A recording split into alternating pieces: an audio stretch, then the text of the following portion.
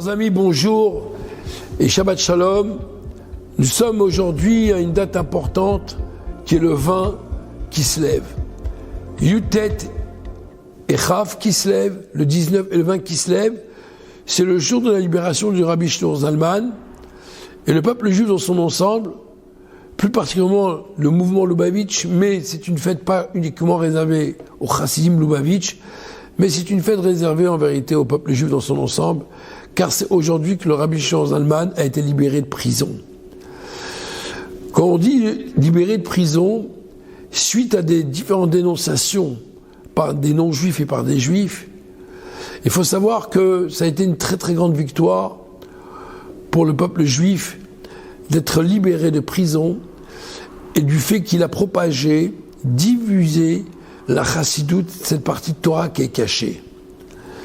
Il faut savoir que dans la Torah, il existe plusieurs parties. Vous avez la partie dévoilée, vous avez la partie cachée. C'est vrai, effectivement, il y a eu un temps où la partie de la Torah cachée était consacrée, réservée pour des élites de la communauté juive. Mais lorsque les générations sont passées et le peuple juif était dans une assimilation très forte, où il fallait, entre guillemets, sauver les âmes du peuple juif, sauver de l'assimilation, sauver malheureusement suite à la Shoah, sauver suite à toutes les souffrances du peuple juif, eh bien la chassidoute, elle n'a fait qu'augmenter, se diffuser dans le monde entier, car il fallait quelque chose qui réchauffe le cœur de chaque juif. La Torah classique ne suffisait pas, car la Torah dévoilée et la Torah cachée, c'est une seule et unique Torah. Tout a été donné au mont Sinaï. La seule chose, c'est seulement le partage qui a été divisé en un temps particulier. Prenons l'exemple. Vous avez à un moment la Torah écrite, la Torah orale n'existait pas. Il était interdit d'écrire la Torah orale, car il n'y avait qu'une seule Torah écrite qui s'appelle les 5 livres du Chumash. Mais on a trouvé bon bien d'écrire le Talmud. Pourquoi ? Parce que les gens n'ont peut-être moins de mémoire. Les gens vont oublier la Torah. Et c'est pour cela que nous avons instauré que la Gemara a dû être écrite également. Et ensuite, et ainsi de suite. Chaque chose, la Mishnah d'abord, ensuite la Gemara, et ainsi de suite. La Torah, elle a été mâchée, remâchée, jusqu'à venir à faire comprendre chaque juif qui comprend la Torah. La chassidoute, eh bien au début c'était peut-être de la Kabbalah, le Zohar, et maintenant c'est donné à un niveau adapté à chaque être humain. Ce Shabbat, Parashat Vayeshev, les amis, c'est évidemment une paracha particulièrement douloureuse, mais qui finit bien, si Dieu veut, comme dans toute l'histoire du peuple juif.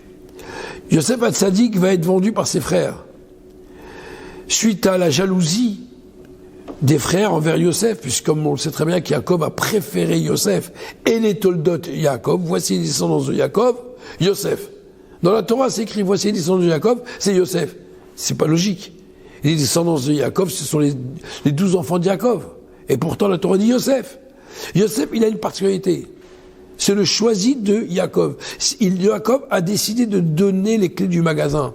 Il a décidé de donner les clés de l'affaire. Il a décidé de léguer, entre guillemets, le Ham Israël à Yosef. Et alors, finalement, il y a une forme de jalousie. Il a été vendu. Et esclave. Et il est devenu vice-roi d'Égypte. Eh bien, nous savons très bien qu'il y a, dans le peuple juif, deux parties. Vous avez un moment où vous avez un juif qui est totalement consacré à l'étude de la Torah, protégé du ce monde, comme un peu l'âme avant qu'elle arrive dans le corps. Une âme avant qu'elle arrive dans le corps, elle est très bien. Elle est proche du trône céleste. Elle étudie, elle respire la sainteté. Et il y a un moment où l'âme, elle doit descendre dans un corps. Et là, elle est enfermée comme en prison. Eh bien, c'est un peu la même chose. Les frères de Yosef étaient déconnectés du monde. Et Yosef était dans le monde. Comme un, c'est l'âme, et l'autre, c'est le corps. Mais le rôle qu'on voit réellement, ce que Dieu nous demande dans ce monde, ce n'est pas d'être déconnecté de ce monde, c'est d'être dans le monde en étant être un juif pratiquant. C'est pour cela qu'il s'appelle Yosef Hatzadik, suite à toutes les tentations qu'il a pu voir en face de lui, suite au monde obscurité intense. Mais c'est de là qu'il est sorti vice-roi d'Égypte. Impossible de sortir vice-roi d'Égypte si on est déconnecté du monde. Et tout le rôle d'un juif dans ce monde, et c'est l'histoire du peuple juif. Vous pouvez remarquer que la majorité des juifs sont des gens dans les affaires. Quand je dis les affaires, pas spécialement affaires business, mais ils ne sont pas là assis toute la matinée, ou toute la journée plutôt, en train d'étudier.